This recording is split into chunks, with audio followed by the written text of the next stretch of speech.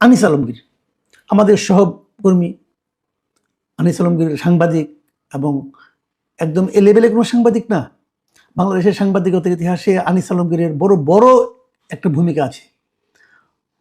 প্রথম যখন ইরাক যুদ্ধ হয় তখন সে আনিস আলমগীর নিজে সেখানে উপস্থিত ছিল বাগদাদে, এবং ওখানে বসে তখন তিনি আজকের কাগজে চাকরি করতেন, সেই যুদ্ধ কভার করেছেন এবং সেই সঙ্গে বিভিন্ন টেলিভিশন ওখান থেকে উনি কিন্তু বক্তব্য দিয়েছেন। তাকে ওয়ার জার্নালিস্ট বলা হয়। বাংলাদেশে এরকম দ্বিতীয় ব্যক্তি নেই। আনিস আলমগীর বিভিন্ন সময় টক শোতে কথা বলেন, তার মতো করে কথা বলেন। আমার অনুষ্ঠানেও, আমার যে অন্য মঞ্চ নামে যে আমার একটা চ্যানেল আছে যেখানে আমি ইন্টারভিউ বিভিন্ন জনের প্রচার করি, সেখানেও আনিস আলমগীর মোটামুটি প্রতি সপ্তাহে একদিন করে আসেন। আমরা নানা বিষয়ে কথা বলি। সেই আনিস আলমগীরকে আজকে ডিবি তার বাসা থেকে নিয়ে গিয়েছে ডিবি অফিসে। বিষয়টা আমি জানলাম কিভাবে? আনিস আলমগীর নিজে আমাকে ফোন করেছিলেন। তার বাসায় যখন ডিবি ছিল, আজকে রাতে আনিস আলমগীরের সঙ্গে আমার ইন্টারভিউয়ের কথা ছিল আমাদের ওই অন্য মঞ্চের জন্য। রাতের এরকম একটা প্ল্যান ছিল, আমাদের শিডিউল ছিল। আনিস আলমগীর আমাকে ফোন করে বললেন যে, মাসুদ ভাই, আজকে রাতে আপনার সঙ্গে আমার প্রোগ্রাম করা বোধহয় হবে না। খেয়াল করুন, কথাগুলো আপনারা খেয়াল করুন। উনি কিন্তু ওনার বাসায় ডিবি এসেছে, পুলিশ এসেছে, এটা না। উনি বলছেন যে আজকে বোধহয় আপনার সঙ্গে আমার প্রোগ্রাম করাটা বোধহয় হবে না, যে আপনি অন্য একজন গেস্ট ম্যানেজ করেন। তার বাসায় ডিবি এসেছে, তার বাসায় ধানমন্ডি থানা থেকে পুলিশ গিয়েছে, ওনাকে ধরে নিয়ে যাচ্ছে। উনি কিন্তু আমার কাছে হেল্প চাচ্ছেন না। উনি বলছেন যে আমার সঙ্গে ওনার যে আলোচনাটা আজকে হওয়ার কথা ছিল, সেটা যদি আমাকে না জানিয়ে উনি চলে যায়, ওনাকে নিয়ে যায়, তাহলে আমার যে প্রবলেম হতে পারে আমার প্রোগ্রামের ব্যাপারে, উনি ওই ব্যাপারে আমাকে জানাতে ফোন করেছেন। This is called professionalism. এটা হলো পেশাদারিত্ব। তো আমি বললাম যে ডিবি অফিসে কেন? ওকে আমাকে বললো যে আমার সঙ্গে নেই, কিছু জিজ্ঞাসাবাদ করবে, এই জন্য এসেছে। কেবল ডিবির লোকটা, সঙ্গে ধানমন্ডি থানা থেকে পুলিশ এসেছে। তো আমি আর কি বলবো, আমি জানলাম। এখন আমার কথাটা হলো অন্য জায়গায়। এটা আনিস আলমগীর বলে কথা নয়, এটা যে কেউ হতে পারত। আমি হতে পারতাম, আপনি হতে পারতেন। এবং বাংলাদেশে এরকম ডিবির লোক এসে বাসার থেকে কাউকে তুলে নেওয়ার ঘটনা আমরা কিন্তু কম শুনিনি, হাজার হাজার শুনেছি। এই আমলে না, আগের আমলে হতো। আগের আমলে আমরা কি দেখতাম? আপনি চিন্তা করার চেষ্টা করেন, ভাবেন। খুব বেশি দিন কিন্তু আগের না, আপনি ভুলে যাবেন না নিশ্চয়ই। আগে কি হতো?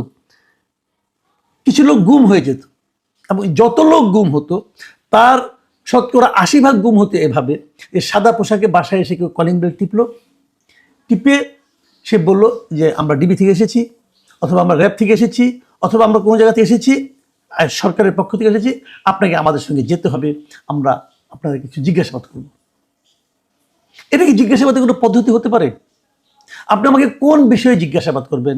জিজ্ঞাসাবাদ করার জন্য আমাকে যে আপনি নিয়ে যাবেন, আমার অন্য কোনো কাজ আজকে থাকতে পারে না, অন্য কোনো প্রোগ্রাম থাকতে পারে না। আপনি মানুষের স্বাভাবিক জীবনযাপনের অধিকার থেকে আপনি তাকে বঞ্চিত করতে পারেন? আপনি হয়তো কিছু মামলার ব্যাপারে জিজ্ঞাসাবাদ, তো আপনি এখানে জিজ্ঞাসা করেন। আপনি আমার বাসায় এসেছেন অনাহত অতিথি হিসেবে, অসুবিধা নাই, আপনি আমাকে জিজ্ঞাসা করেন কি জানতে চান, আমি আপনাকে জবাব দিচ্ছি। অথবা যদি আপনার জন্য ওখানে যেতে হয়, ওই লোক যদি আমাকে জিজ্ঞাসা যায় বা যিনি করবেন, তিনি যদি এই পর্যন্ত আসতে কষ্ট হয় ওনার, উনি আমাকে ফোন করলেই পারেন, আপনার কাছে এই বিষয়টা আমি একটু জানতে চাই। আমাকে ওখানে নিয়ে যেতে হবে কেন? প্রথম প্রশ্ন, যদি নিয়ে যেতে হয় আমাকে কি আপনি গ্রেপ্তার করলেন নাকি এমনি নিতে পারলেন? আপনি যদি আমাকে গ্রেপ্তার না করেন তাহলে আপনি আমাকে নিয়ে যেতে পারেন? কি হিসেবে আপনি নিয়ে যাবেন? আপনি তো আমাকে বর্ণনা করতে হবে। তারপরে কথা হলো, আমাকে কি আপনি কোনো গ্রেপ্তারি পরোয়ানা দেখিয়েছেন? কেউ দেখায়, কেউ দেখায় না। এটা যদি আমি পৃথিবীর যে কোনো সভ্য দেশকে বলি, তারা কি বলবে আইনকে এইভাবে চলা উচিত, চলতে দেওয়া উচিত? এগুলো শেখ হাসিনারা বলে চলতো। শেখ হাসিনা এগুলো করতেন, ওনার সুবিধার জন্য করতেন, ওনার স্বৈরাচারী শাসনকে টিকিয়ে রাখার জন্য করতেন।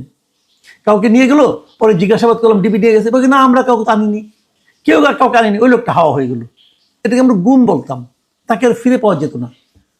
অনেক লোক এভাবে কিন্তু আমাদের দেশ থেকে হারিয়ে গেছে। এখন হয়তো হারিয়ে যাচ্ছে না, কিন্তু আপনি নিয়ে যাচ্ছেন। আপনি কোন আইনে নিচ্ছেন ভাই, আমাকে বোঝান। আপনাকে প্রথমত কি করতে হবে? আপনি যদি বাসার থেকে কাউকে ডাকতে চান, তাহলে তাকে আপনার গ্রেপ্তারি পরোয়ানা দেখাতে হবে। আজকে ঘটনাটা কিন্তু ঘটেছে সন্ধ্যার পরে। আমার কাছে সেই ফোনে কলের আছে, টাইম লেখা আছে, সেটা সন্ধ্যার পরে পারেন আপনি। আমি আইন প্রয়োগকারী সংস্থাকে বলছি, আমি আইজিপিকে, পুলিশকে বলছি, আমি স্বরাষ্ট্র মন্ত্রণালয়ের বিষয় উপদেষ্টা জাহাঙ্গীর আলম চৌধুরীকে বলছি, উনি লেফটেন্যান্ট জেনারেল, আর্মির একটা সর্বোচ্চ পদে ছিলেন উনি, ওনাকে জিজ্ঞেস করছি আপনি পারেন। এই জাহাঙ্গীর আলম চৌধুরী কিছুদিন আগে কিন্তু বলেছিলেন যে আপনার কাছে যদি কেউ পোশাক ছাড়া যায়, আপনার ওখানে যদি কেউ এরকম গ্রেপ্তারি পাওয়া না নেয়, আপনি ঢুকতে দেবেন না, উনি বলেছিলেন। ওনার এই কথা, ওনার এই নির্দেশনা কি মানছে আইন প্রয়োগকারী সংস্থাগুলো? এটা কেন হচ্ছে?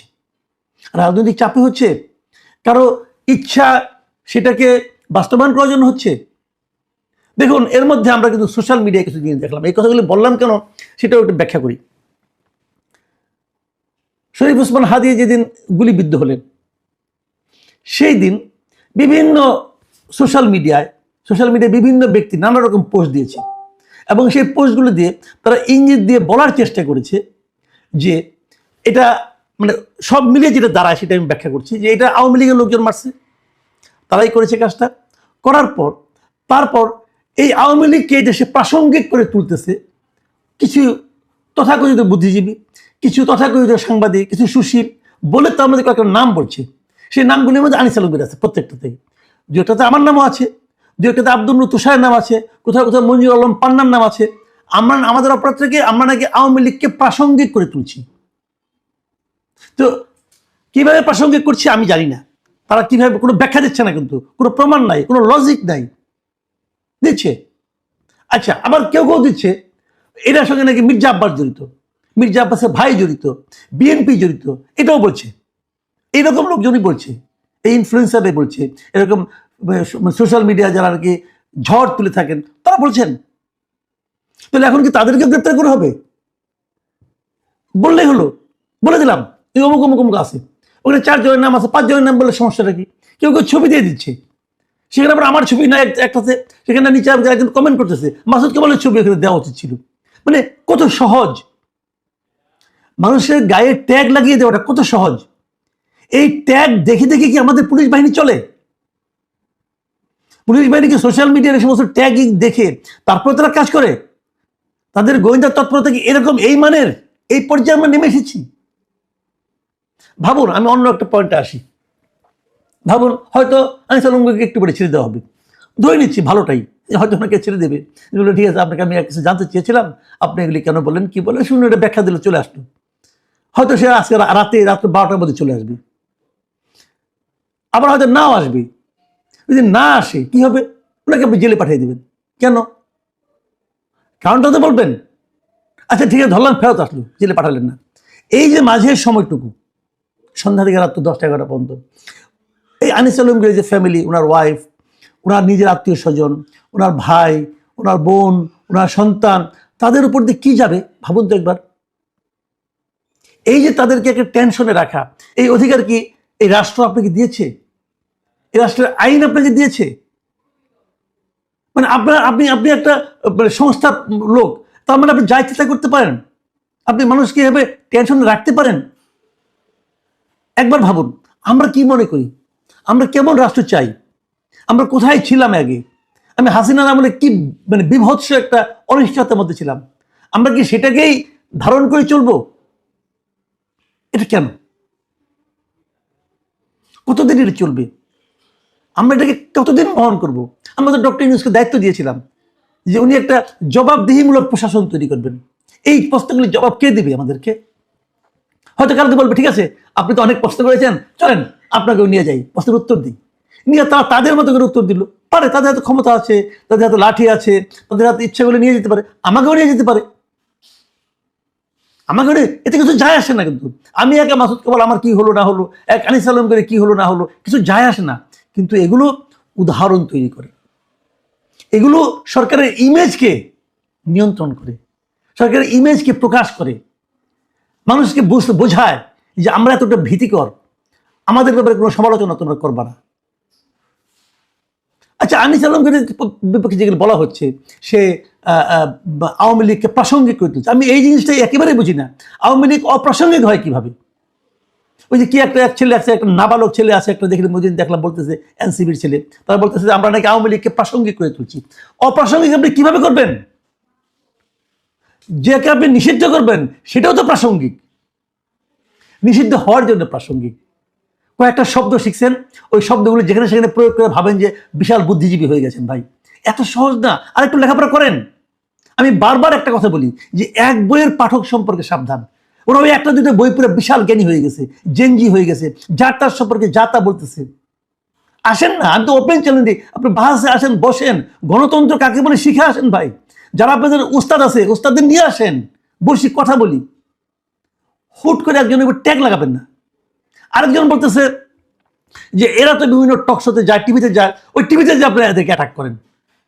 মানে কত বড় দুর্বৃত্ত। আর এগুলো আমাদের আইন শৃঙ্খলা বাহিনী সেগুলো দেখে দেখে তারা অ্যাকশনে আসে, দেখে দেখে বিভিন্ন কাজ করে।